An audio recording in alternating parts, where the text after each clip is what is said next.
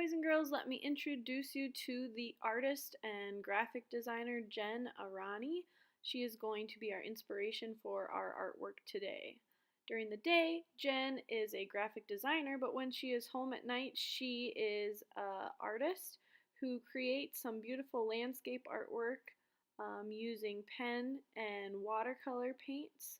And she is inspired by her surroundings in Maryland, where she is from, where she will draw a landscape and shade it in, and then add some beautiful bright colors in her sky background. And a lot of times you will see that she will frame her artwork in a circle or a triangle or a different type of shape, and then she will make the drawings, and the land of her artwork will be in black and white, but then the sky is in beautiful colors.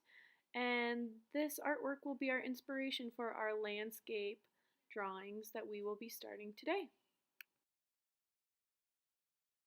You will have examples from Jen's artwork and some that I have created, as well as an idea sheet and a step-by-step guide on how to draw your landscape and shade it in. You will start creating your mountain landscape by making a frame for your drawing. That can either be a circle and you could turn it into a snow globe, or just keep it a circle like this, or it could also be a triangle. So you're going to take a tracer, like a triangle, cardboard triangle that I have ready for you, or a paint palette that's a nice size for a circle. You're going to trace a shape for your frame. When you are doing this, just make sure it's in the center. Take your pencil, go around the edge, move your arm out of the way, try to keep it nice and still. That is your frame for your drawing. Now, before we go any further, make sure that your name, class code are on the back. Don't forget that, in pencil. Alright, so then if you wanted to add a snow globe for a base, you would just draw that base in next with your pencil, and that's just a diagonal line on either side, and then a slight curve to connect those lines. So this makes our frame, so that's our first two steps. The third step is to draw our horizon line. Now if you have a triangle, it would just be kind of a straight line. If you are trying to make that snow globe look like a globe, you would want your horizon line to kind of curve to make it look like your snow globe is a globe or a sphere, okay? So you would go ahead and draw that horizon line about halfway up your shape or your frame. Then you're going to draw a path, and because we're showing space in our artwork, that path is way off in the distance by our horizon line.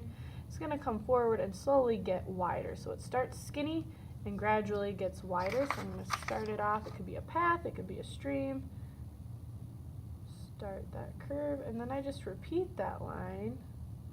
But as I get closer to the front of my globe, it's going to get wider and further apart. Okay, so there's my path. Then we're going to draw mountains above our horizon line and then add some shading. When you're shading, to do that today, we're going to do hatching and cross hatching, and we'll do it right away with our markers, so you don't have to do the shading with your pencil. So I'm just going to go and sketch in some mountains, and I can be pretty loose with my pencil, and some of them can be tall, some can be overlapping. They can have little ridges to them. So there's my mountains. Then once I'm ready, I'm going to think about my light source, and I can do some hatching and cross hatching. So if my light's coming from this side, then all the opposite side of my mountains will have that shading. So you can take your Sharpie and go over those lines that you made.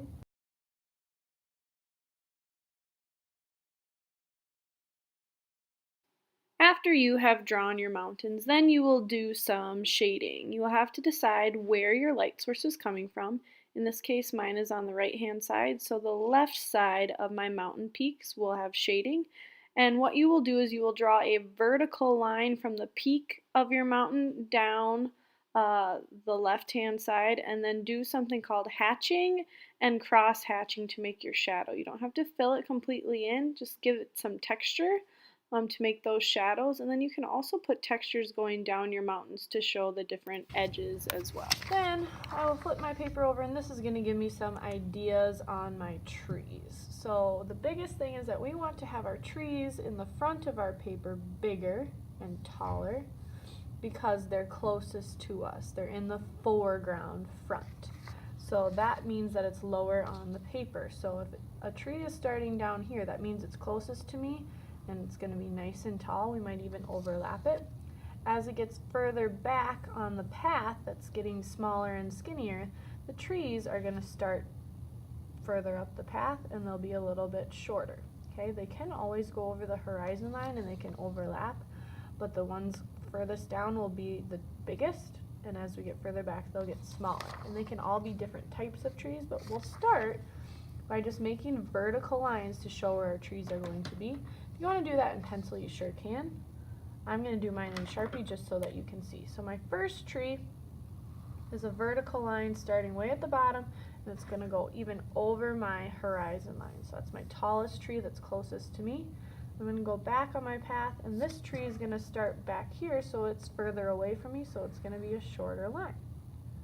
Okay, and I'm going to make maybe a couple trees back here to show that they're really far away. They're shorter lines, they're by the horizon line. Okay, those are my vertical lines. Now you need to start to think about what type of trees you want when you're adding your branches, and this packet gives you, or this paper gives you, lots of different ideas on styles of trees when you're using your thicker Sharpie, your skinny Sharpie, the direction that you can do it in.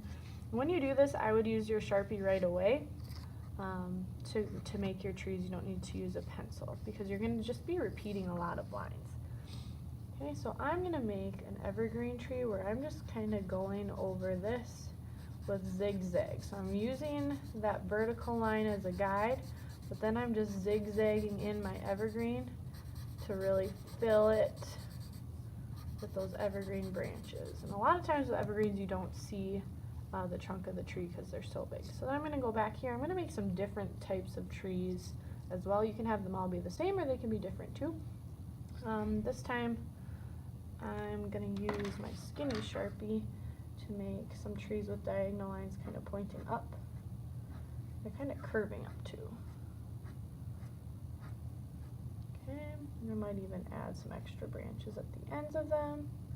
You can do any style of tree you want.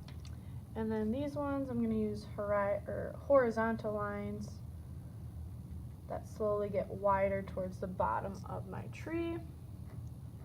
If you wanted to add in more, you have time to add in more, you can. Then I'm going to make sure to go over all of my pencil lines in Sharpie. So I'm getting my horizon line back here, my path, or if it's a stream or something like that, can have like some texture in it if you want it to. You could add like little tufts of snow, that kind of thing. Maybe they have a shadow too. Okay. Then I would also just go ahead and go over your shape line with your thicker Sharpie to make that nice and bold and stand out. When you are finished tracing everything in Sharpie, make sure that you sign your name small on the front right hand bottom corner of your artwork, and also make sure your name and class code is on the back. After you have drawn one landscape artwork and finished in your Sharpie shading, I want you to make a few more, and you can experiment with different layouts, different frames, different things that you draw. But I want you to draw a few more, and some of them can be small. You could make a bookmark or a smaller drawing that you might give to someone else for Christmas maybe.